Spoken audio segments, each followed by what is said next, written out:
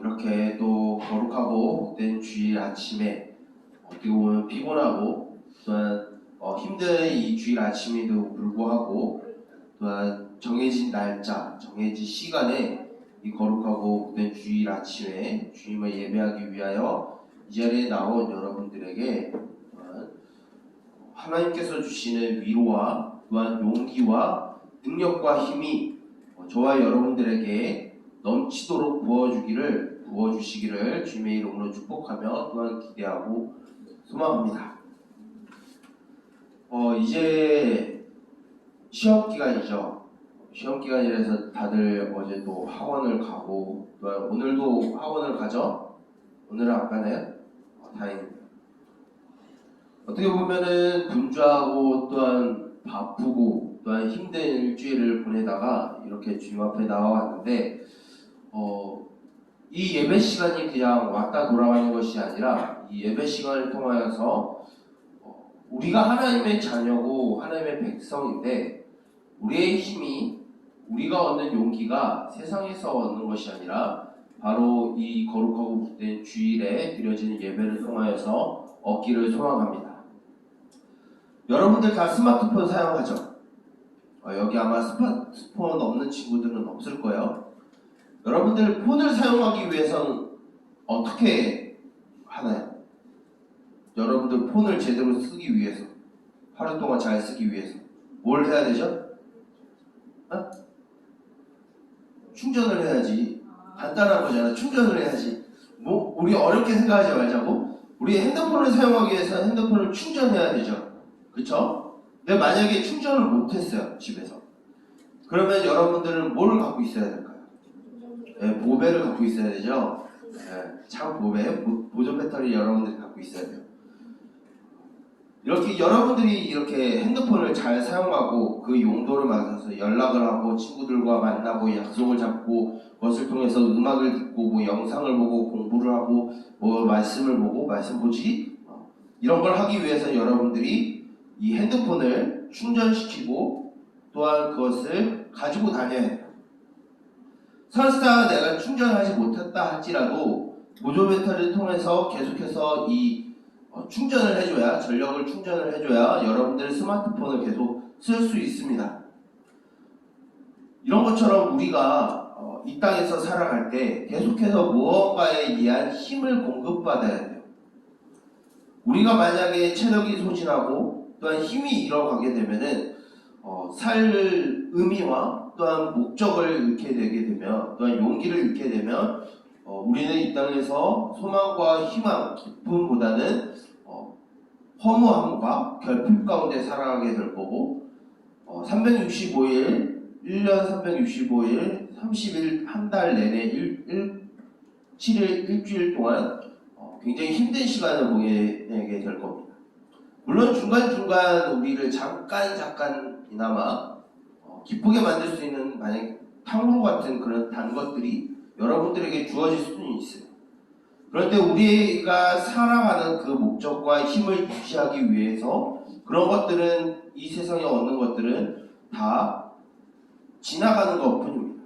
그렇다면 우리는 이 땅 가운데서 살아갈 용기와 좌절하지 않는 힘과 또한 이 땅에서 살아갈 소망과 삶의 목적을 얻기 위해서 우리는 어디로부턴가 이런 공급을 받고 충전을 받아야 될까요? 성경에서는 그리고 우리 교회에서는 오직 하나님으로부터 이 힘과 용기를 공급받아야 된다라고 가르쳐주고 있어요. 그것에 대한 내용이 바로 오늘 우리가 읽은 성경 말씀을 통해서 볼 수 있습니다. 오늘 우리가 읽은 내용은 어떻게 오랫동안 교회를 다닌 친구들이면 잘 알 수 있는 내용이에요. 어떤 내용이냐면 이제 다윗과 골리앗이 이제 맞짱을 뜨는 장면이죠. 그런데 오늘 이 장면, 골리앗과 다윗이 싸우는 이 내용을 성경을 모르고 교회를 안 다니는 사람들도 굉장히 많이 사용하는 미사용으로 다윗과 골리앗의 이야기를 사용합니다. 그런데 우리는 교회를 다니죠? 그리고 여러분들이 이제 청소년이에요. 좀 더 생각을 할 수 있죠. 그러면 우리는 좀 더 폭넓게 그리고 성경 깊숙이 들어가서 오늘 말씀이 어떤 배경과 어떤 사건 때문에 어떤 의미로 이 성경이 쓰여졌는지 우리는 살짝 알아볼 필요가 있습니다. 자, 우리 지난주 16장을 통해서 우리가 지난주 주일에 16장을 통해서 사울 대신하여서 하나님의 마음에 합한 다윗이 기름을 붓고 차기 왕조를 이을 사람으로 간택되었다라는 것을 우리가 지난주 들었어요. 그것에 이어서 바로 17장에서 이 다윗과 골리앗이 싸우는 내용이 있는데, 이 다윗과 골리앗이 싸우기 전에 왜 싸웠는지 우리는 알 필요가 있겠죠. 왜 싸웠을까요? 그냥 갑자기 길 가다가 그냥 어깨 툭 쳐가지고 야 뭘 봐 이러고 싸웠을까? 여러분들이 이제 주로 시비 붙고 그런 것으로 싸웠을까요? 그런 것이 아니라 이제 블레셋이라고 하는 한 민족과 이스라엘이라는 한 민족이 계속해서 전쟁을 해왔어요. 여러 가지의 수많은 이제 블레셋과 이스라엘이 싸우던 중에 오늘 그 여러 가지의 전쟁 중에 하나의 전쟁이 펼쳐지고 있는 거예요. 이 전쟁에서 이제 블레셋은 이 골리앗이라고 하는 이 용사를 앞세워서 이스라엘 백성들과 싸우기 위해서 이제 앞장 세웁니다. 자, 이 싸움을 싸우기 위해서 이스라엘에서 앞장서야 되는 사람은 원래 누구일까요? 이스라엘의 지금 왕은 누구죠? 아직 사울이에요. 이 싸움에서 블레셋과 싸워야 되는 사람은, 그리고 골리앗과 싸워야 되는 사람은 사울인데, 사울이 겁을 먹고 이스라엘 백성들이 겁을 먹고 이 싸움을 싸우지 않고 있어요. 골리앗이 그 키가 대략 한 3m 정도 된다라고, 3m에서 2m 30, 2m 50 정도 되는 거대한 거인으로 알고 있습니다. 사울도 상당히 이스라엘 백성들 중에서 키가 컸어요. 힘도 좋았고. 그런데 그 사울도 그 골리앗 앞에서 이제 이스라엘을 대신해서 싸우지 못하는 왕이 되어버렸어요. 원래 왕은 어떤 사람이었죠? 이 이스라엘 백성들을 승리로 이끌어야 되는 왕이었는데, 이 17장에 나오는 사울은 더 이상 이스라엘 백성들을 승리로 이끄는 왕이 되지 않았어요. 이스라엘 백성들과 똑같이 겁을 먹고 두려워하고 무서워하는 존재가 되었어요. 이제는 사울은 그 왕의 직무를 제대로 수행하지 못하는 상황 가운데, 이 전쟁터 안에 다윗이 자신의 아버지 이새의 심부름을 받아서 이 전쟁터에 나가 있는 형들에게 도시락을 가져다 주기 위해서 다윗이 이 전쟁터로 들어옵니다. 근데 여기에서 충격적인 걸 하나를 들어요. 지금 블레셋 사람들이 누구를 앞세워서 이 전쟁을 치르고 있다고 그랬죠? 골리앗.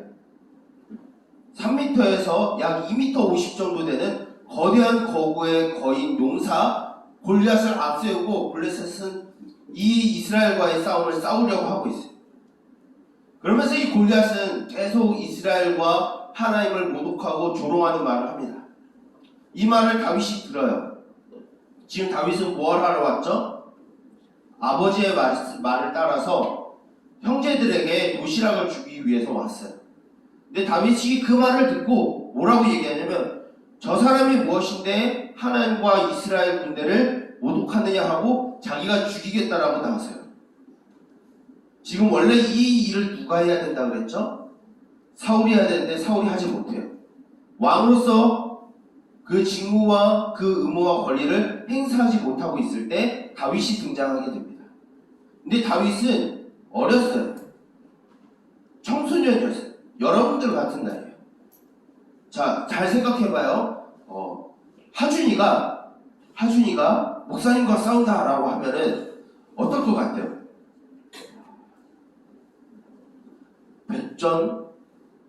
백패를 당하겠죠, 하준이가. 이것보다 더 심한 상황이에요. 이 상황에서 골리앗을 향하여서 다윗이 나서서 저 골리앗을 죽이겠다라고 나서니까 사울이 그 말을 듣고 자신의 갑옷과 무기를 건네줍니다. 근데 다윗이 그것이 맞지 않아서 거절을 하고 자신이 양떼를 지켰을 때 가장 손쉽게 움직였었던 막대기와 물맷돌을 들고만 이 골리앗을 상대하게 됩니다. 그때 그냥 한 손에 주울 수 있는 돌 5개를 들고 이 골리앗과 싸우러 나가요. 이 골리앗이 이제 쳐다보는 거죠. 어리고 작고 어려 보이는 이 참 애송이 같은 이 다윗을 보고 골리앗은 비웃습니다. 너가 날 죽이겠다고 지금 나오는 거야? 그리고 나를 마치 개를 치듯이 이 막대기로 날 치려고 나온다고? 내가 너를 반드시 죽여서 짐승들의 먹이를 주고 줄 것인데 내가 섬기는 신의 이름으로 너를 저주한다 라고 이야기를 해요. 자, 우린 조금 깊게 들어가면 이 전쟁이, 이 당시에 이스라엘 백성들과 블레셋이 싸우는 이 전쟁은 단순히 국가와 국가의 싸움이 아니에요. 그리고 골리앗과 다윗이라는 개인과 개인의 싸움도 아니에요. 그럼 무슨 싸움일까요?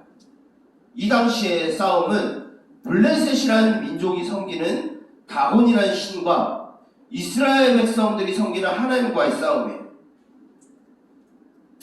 이 싸움에서 블레셋 용사 골리앗이 어떻게 무엇이라고 얘기하죠? 다윗에게 내가 섬기는 신의 이름으로 너를 죽일 것이고 너를 저주한다 라고 이야기를 해요. 이 전쟁은 이미 개인과 개인의 싸움도 아니고 국가와 국가의 싸움도 아니라 신과 신과의 싸움이에요. 블레셋의 신 다곤과 이스라엘의 참된 신 하나님과의 싸움이 시작이 되는 거예요. 근데 이 싸움을 사울이 안 하고 다윗이 하고 있죠. 다윗이 나와서 이렇게 이야기를 합니다. 여러분들이 외워야 되는 말씀인데, 골리앗 너는 칼과 창과 단창으로 그 완전히 무장한 상태로 나에게 오지만 나는 너가 모독하는 이스라엘 군대의 하나님의 이름으로 내가 너와 싸우겠다라고 이야기를 해요. 상대가 안 되는 싸움이에요. 이건 다윗이 인간적으로 보면 100번 싸우면 100번 다 져야 되는 싸움이에요. 근데 이 말을 하고 서로 자신이 섬기는 신의 이름으로 서로를 저주하고 서로를 욕한 이 대화가 마치고 난 다음에 이제 본격적으로 맞짱을 뜨게 됩니다. 골리앗이 자신의 무기를 들고 다윗에게 달려들고 다윗도 자신이 갖고 있는 물맷돌을 들고 골리앗으로 향하여 달려갑니다. 이때 다윗은 물맷돌을 돌려서, 지금은 없어요. 물맷돌을 돌려서 이제 골리앗에게 던집니다. 근데 그 돌이 정확히 골리앗의 이마에 박혔다라고 얘기를 하는데, 그 당시의 투구를 보면 이 이마가 조금밖에 안 보여요. 근데 그 사이를 돌로 박혔다라고 하는 것은 다윗의 힘이 아니라 누군가의 도움이 있었다라는 거예요. 그것은 바로 하나님의 도움이시죠. 이 싸움에서 정말로 이길 수 없었던 이 다윗이 골리앗을 이겨요. 그리고 골리앗을 죽입니다. 오늘 말씀을 보면 굉장히 살벌하죠. 너를 죽여서 들짐승들과 날짐승들의 먹이로 줄 거고 너의 목을 벨 것이다. 굉장히 잔인한 말이 나옵니다. 근데 우리는 여기에서 집중하는 것이 아니라 이 싸움은 누구의 싸움인지를 봐야 되는 거예요. 블레셋이 섬겼던 다곤과 이스라엘이 섬기는 이 하나님과의 이 싸움에서 누가 진정한 신인가의 싸움에서 하나님이 이기는 장면이에요. 다윗이 골리앗을 이겼어요. 이것으로 인해서 이스라엘 백성들이 블레셋을 이겨요. 이것을 통해서 무엇이 증명되냐면 블레셋 사람들이 섬기는 다곤은 가짜고 이스라엘 사람들이 섬기는 하나님이 진짜 신이라는 것이 증명된 거예요. 근데 이 싸움은 굉장히 상대가 안 되는 싸움에서 이겨버리는 거예요. 이 싸움을 하나님으로부터 용기를 받은 다윗을 통해서 이 싸움이 이기게 됩니다. 이것은 오늘 우리에게 무엇을 가르쳐 주냐면 바로 오늘 우리가 살아가는 이 세상은 블레셋과 같고 골리앗 같다라는 거예요. 냉정하게 현실을 따져보면 여러분들은 이 세상을 여러분들의 힘으로 절대 이길 수 없어요. 이 세상은 강한 사람의 세상들이고 이 세상은 있는 사람들의 세상이에요. 그리고 이 세상은 그런 사람들의 법칙으로 흘러가는 것처럼 보여요. 때로는 그것이 우리들도 당연하다고 생각하는 것이 이 세상의 흐름이고 이 세상의 가치관이고 이 세상의 고정관념이에요.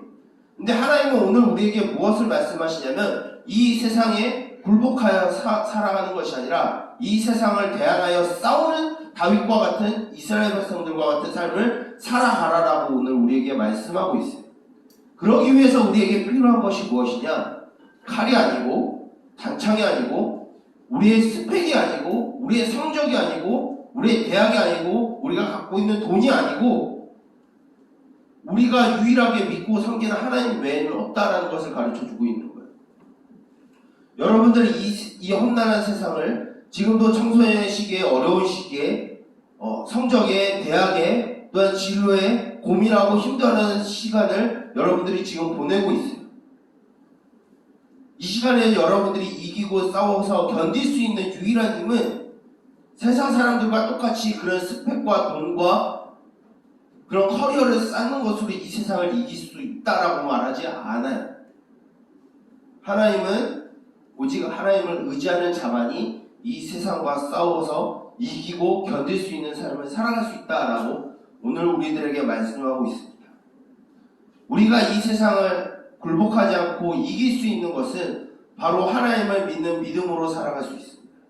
그것이 없다라고 하면 우리는 이 세상에 굴복하여 살아가거나 이 세상에서 압제당하고 이 세상의 가치관에 스트레스와 온갖 고민과 걱정 가운데 억눌려서 살아가는 삶밖에 되질 않아요. 하나의 예를 말씀드리고 마치도록 할게요. 오래전 2차 세계대전이 있었어요.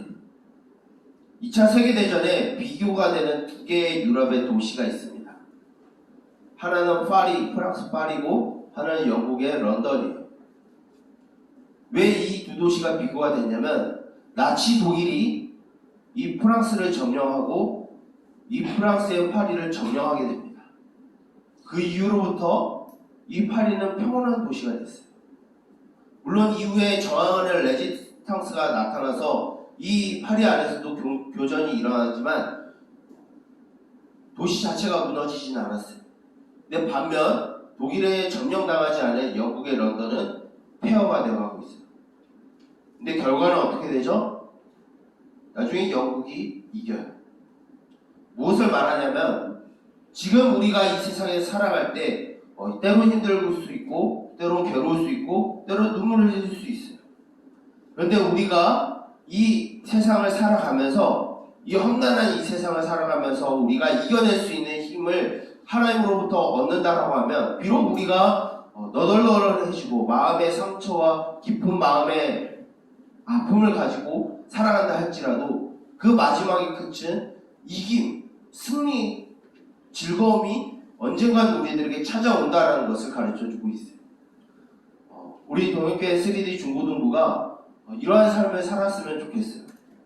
여러분들 학생으로서 또한 고민이 있고 성적의 수행평가에 또한 대학의 진로에 고민되는 삶을 살아가고 있을 거라고 생각합니다. 여기에서 여러분들이 살아갈 수 있는 유일한 힘은 세상 사람들이 말하는 그런 많은 돈을 갖고 좋은 성적을 갖고 스펙을 갖고 커리어를 쌓아서 성공하는 것이 아니라 하나님의 이름을 의지하고 살고 견뎌내는 것이 바로 우리가 이 세상에서 살아가고 이 세상을 이기는 믿음이라고 말씀드리고 싶어요. 이러한 마음을 가지고 이제 다시 시작되는 일주일의 삶도 주님 안에서 부지런하게 또는 주님과 동행하는 삶을 여러분들이 살아가기를 주님의 이름으로 축복하며 또한 권면드립니다. 기도하겠습니다. 살아계신 주님, 우리에게 힘과 용기와 능력을 더하여 주시는 주님, 그 주님의 이름을 우리가 사모하며 그 주님의 이름을 의지하고 신뢰하는 삶을 살아가길 원합니다. 우리가 살아가는 이 세상은 마치 블레셋과 같고 골리앗과도 같아서 우리를 힘들게 만들고 또한 스트레스와 고민과 걱정 가운데 살아가게 만들고 있다는 것을 우리가 들었습니다. 그러나 이제는 우리가 그 세상에 굴복하여 살아가는 것이 아니라 우리를 도우시고 우리를 지키시는 그 하나님의 이름을 의지함으로 살아갈 수 있도록 우리에게 힘으로 공급하여 주시옵소서. 이 세상에 굴복하기 싫습니다. 이 세상의 가치관에 따라 살아가기 싫습니다. 주님, 그러기 위해서 주님께서 우리에게 힘과 용기를 더하여 주셔야 하기에 하나님 아버지 우리가 주님만을 의지하오니 하나님 아버지 우리에게 힘과 용기와 능력을 더하여 주시옵소서. 이 시간 이 예배를 마치고 다시 일주일의 삶을 살아가게 됩니다. 누군가는 수행평가로, 누군가는 중간고사로, 누군가는 입시를 위하여서 또한 살아가게 됩니다.